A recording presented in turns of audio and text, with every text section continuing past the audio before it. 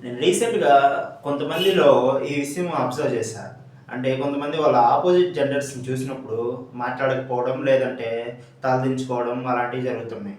అంటే దాని ఉద్దేశ్యం ఏందంటే అతను కేవలం ఒక్కరితోనే మాట్లాడితే అతను శ్రీరాముడులా గాని, ఒక్క అబ్బాయితోనే మాట్లాడితే తను సీతలా గాని, అలా ఊహించేసుకుంటూ ఎవరితో మాట్లాడకుండా, కమ్యూనికేషన్ చేయకుండా ఉంటున్నారు. దీనివల్ల ఏంటి అంటే వాళ్ళు సబ్‌కాన్షియస్‌లో ఫిక్స్ అయిపోయి ఉంటారు. ఓకే. ఒక్కరితో మాత్రమే మాట్లాడాలి. అలా మాట్లాడినప్పుడే మనం మంచివాళ్ళం అనేసి. కానీ నిజానికి ఏంటంటే అలా మీరు ఒక్కరితో మాట్లాడినా, నలుగురితో మాట్లాడినా అది మీ క్యారెక్టర్‌ని డిసైడ్ చేయదు. ఎందుకు అంటే రాముడైనా సరే, లక్ష్మణుడైనా సరే, ఎవరైనా సరే ఒకరితో మాట్లాడి ఇంక జీవితాంతం ఆ ఒక్కరితోనే మాట్లాడుతూ ఉంటారని కాదు ఉద్దేశ్యం. ఏ ఇంటెన్షన్స్‌తో మాట్లాడుతున్నాం. ఇప్పుడు మనం మన మదర్‌తో మాట్లాడతాం, సిస్టర్‌తో మాట్లాడతాం, అలాగే రిలేటివ్స్‌తో మాట్లాడతాం ఇలా. అలాగే ఒక స్ట్రేంజర్‌తో కూడా మాట్లాడొచ్చు అదే విధంగా. నిన్నేమి డైరెక్ట్‌గా తిక్క తిక్క ఆలోచనతో మాట్లాడమని చెప్పడం లేదు. ఎందుకంటే అది కమ్యూనికేషన్‌లో ఒక భాగం. అది మీ అపోజిట్ జెండర్ కావచ్చు, సేమ్ జెండర్ కావచ్చు. అంటే అబ్బాయిలు కావచ్చు, అమ్మాయిలు కావచ్చు. మీరు తలదించుకొని వెళ్ళాల్సిన అవసరం లేదు. అలాగే వారితో జస్ట్ హాయ్ చెప్పంగానే ఏదో మీ ఆస్తి మొత్తం పోయినట్టు, లేదా మీ క్యారెక్టర్ మొత్తం బ్యాడ్ అయినట్టు, ఇలా మీకు మీరే ఊహించుకొని అదే నిజమనేసి అవసరం లేదు. మీరు ఒక్కరితో మాట్లాడినా సరే, మీరు 100 మందితో మాట్లాడినా సరే తప్పు చేసుంటే చెడ్డవారే. అది ఎలా? ఇప్పుడు సపోజ్ మీ వైఫే ఉన్నారు. మీరు మీ వైఫ్‌తో ఎలా ఉంటారో, ఎలాంటి ఇంటెన్షన్స్ ఉంటాయో, అదే ఇంటెన్షన్స్‌తో వేరే వాళ్ళని చూడటం తప్పు. కానీ మీ మదర్‌తో ఎలా ఉంటారు, సిస్టర్‌తో ఎలా ఉంటారు, ఫ్రెండ్స్‌తో ఎలా ఉంటారు, అదే ఇంటెన్స్‌తో చూడండి. అబ్బాయిలకు అబ్బాయిలు ఫ్రెండ్స్ ఉన్నారు కదా! సేమ్ అబ్బాయిలు అమ్మాయిలతో కూడా ఫ్రెండ్స్ ఉంటారు. అలా ఫ్రెండ్‌షిప్‌ని గ్యాదర్ చేసుకోండి. కానీ నాకు తెలుసు ఈ రోజుల్లో చాలామంది ఫ్రెండ్‌షిప్ అనే ముసుగులో చాలా జరుగుతున్నాయి. కానీ అలా జరుగుతాయి అని నువ్వు ముందే ప్రిడిక్ట్ చేసుకోవాల్సిన అవసరం లేదు. ఎందుకంటే నువ్వు సక్రమంగా ఉండాలి. నీ ఫ్రెండ్ సక్రమంగా ఉండాలి. ఇలా ఎంతమందితో అయినా మాట్లాడొచ్చు, ఎంతమందితో అయినా ఫ్రెండ్‌షిప్ చేయొచ్చు, మాట్లాడొచ్చు, కమ్యూనికేషన్ చేసుకోవచ్చు. ఇలా మీ లైఫ్‌ని గ్రోత్ చేసుకోవచ్చు. కానీ మీకు మీరే లిమిట్స్ పెట్టుకొని, మీరు మంచి వాళ్ళని పోర్ట్రే చేయనీకి కమ్యూనికేషన్ స్టాప్ చేసి, మీ గ్రోత్‌ని అక్కడే ఉంచేయకండి. అది కాదు శ్రీరాముడి క్యారెక్టర్ అయినా సరే, లేదా సీత క్యారెక్టర్ అయినా సరే అది కాదు.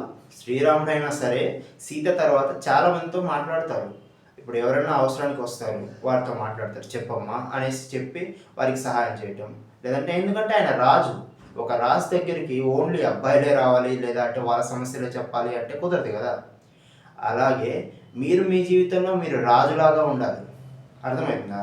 మీరేదో ఒక జైలు ఫార్మ్ చేసుకొని మీ చుట్టూ, ఓకే. వీళ్ళతో అసలు మాట్లాడకూడదు. ఓన్లీ నా జెండర్ వాళ్ళతోనే మాట్లాడాలి. అలాగైతే మీరు గేనా? కాదు కదా! ఇలా ఏంటంటే నీ ఇంటెన్షన్స్ కరెక్ట్‌గా ఉన్నాయా లేవా అని చెక్ చేసుకోవాలి ఎవరితోనైనా మాట్లాడేటప్పుడు. ఐ కాంటాక్ట్ ప్రాపర్‌గా ఇస్తే తప్పేం లేదు. కళ్ళలో కళ్ళు పెట్టి చూస్తే తప్పేముంది? ఏముంది? ఆమెని కళ్ళే నీ కళ్ళే. కానీ ఆ కళ్ళల్లో కళ్ళు పెట్టి చూసేటప్పుడు నీ ఇంటెన్షన్స్ కరెక్ట్‌గా ఉన్నాయా లేవా? అవి మాత్రమే. నీ థాట్స్ అలా ఎలా ఉన్నాయప్పుడు? ఆ థాట్స్‌ని కంట్రోల్ చేయడానికి ప్రయత్నించాలి. అంటే అలాంటి థాట్స్ నీకెందుకొస్తున్నాయి? నీ చుట్టుపక్కల వాతావరణం ఎలా ఉంది? అలాంటివి నువ్వు గ్యాదర్ చేసుకొని ఒక నోట్స్ రాసుకొని నీ గురించి నువ్వే సెల్ఫ్ ఎనాలిసిస్ ఎప్పుడైతే చేసుకుంటావో ఇటువంటి థాట్స్ రావు. నువ్వు ఎవరిని చూసి భయపడనవసరం లేదు. అందరూ మనుషులే. ఓకేనా? నువ్వు ఎవరిని ఏ ఇంటెన్షన్స్ చూడాలి, ఎవరిని ఎలా చూడాలి అని నేర్చుకుంటే జీవితంలో గ్రోత్ ఉంటుంది. ఫర్ ఎగ్జాంపుల్ డాక్టర్ ఉన్నారు. డాక్టర్ దగ్గరికి ఓన్లీ అబ్బాయిలే రావాలి, ఇంకెవరు రాకూడదు అని పెట్టుకున్నాడు అనుకో, అక్కడికి ఎవరు వస్తారు? చాలా వరకు ఆ హాస్పిటల్ క్లోజ్ అయ్యే ఛాన్సులు ఎక్కువ ఉంటాయి.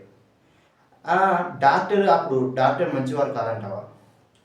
మంచివారే అయి ఉండొచ్చు కదా! అలా వృత్తిపరంగా అతను చేయాల్సిన డ్యూటీ చేస్తున్నాడు. అంటే అబ్బాయిలు కావచ్చు, అమ్మాయిలు కావచ్చు, అది సంబంధం లేదు. నా వృత్తి ఇది అని చెప్తున్నాడు. సేమ్ ఇలాగే నీ వృత్తి ఏంది? స్టూడెంట్ లైఫ్ ఏంది? చదువుకోవడం. నువ్వు అబ్బాయిలతో చదువుతావా, అమ్మాయిలతో చదువుతావా, నీ ఫ్రెండ్స్‌తో చదువుతావా, గ్రూప్ స్టడీ చేస్తావా, ఇవేమీ లేదు. నీకు ఎండ్ ఆఫ్ ద డే నీ స్కిల్స్ ఎట్టున్నాయి, కమ్యూనికేషన్ స్కిల్స్ ఎట్టున్నాయి, తర్వాత నీ గ్రూప్స్‌తో ఎలా ఎంగేజ్ అవుతున్నావు, ఇవన్నీ కూడా కెరియర్‌లో చాలా ఇంపార్టెంట్. ఈ రోజులో నువ్వు సైలెంట్‌గా ఉండేసి, ఎవ్వరితో మాట్లాడకుండా 100కి 99 తెచ్చుకున్నా వేస్టే నన్నడిగితే. ఎందుకంటే రేపొద్దున నీకు ఒక ప్రాజెక్ట్ ఇస్తే ఆ ప్రాజెక్ట్లో ఒకవేళ ప్రాజెక్ట్ మేనేజర్ అమ్మాయి అయితే ఆమెను చూసి సిగ్గుపడితే 2 రోజుల్లో తీసేస్తుంది నిన్ను. 2 రోజుల్లో తీసేస్తుంది జాబ్లో, నువ్వు ఎంత స్కిల్ పర్సన్ అయినా. ఎందుకంటే నీకు వాళ్ళని చూస్తేనే షై అంటే నీకు వచ్చే క్లయింట్స్ అందరూ అబ్బాయిలే ఉండాలి అనేది గ్యారంటీ లేదు కదా. అలాగే నీకు వచ్చే వాళ్ళందరూ అమ్మాయిలే ఉండాలని గ్యారంటీ లేదు కదా. ఎవరున్నా సరే నీ వర్క్ ఏంటి, నువ్వేం చేయాలి, ఎలా చూడాలి, ఎలాంటి ఇంటెన్షన్స్ ఉండాలి వాళ్ళ మీద. బాస్కి ఇప్పుడు టీచర్ మీద ఎలాంటి ఇంటెన్షన్స్ ఉండాలి, రెస్పెక్టబుల్గా ఆమె చెప్పేది వింటూ నేర్చుకోవడానికి ఉండాలి. అలాంటి ఇంటెన్షన్స్ బిల్డ్ చేయాలి. అలా బిల్డ్ అయినప్పుడు నిన్ను ఎవ్వరూ ఆపలేరు, నీ గ్రోత్ని ఎవ్వరూ ఆపలేరు. ఓకేనా? సో మీరు ప్రతి చేసే చిన్న తప్పుని పెద్ద తప్పుని అన్నీ నేను రాములాగా ఉంటాను, నేను లక్ష్మణులాగా ఉంటాను అట్లా చేయకుండా మీరు ఎవరిలాగా ఉండకండి. మీరు మీలాగే ఉండండి. మీరు చేసే తిక్క తిక్క పనులన్నీ రాముడితో పోల్చుకోకండి. Thank you.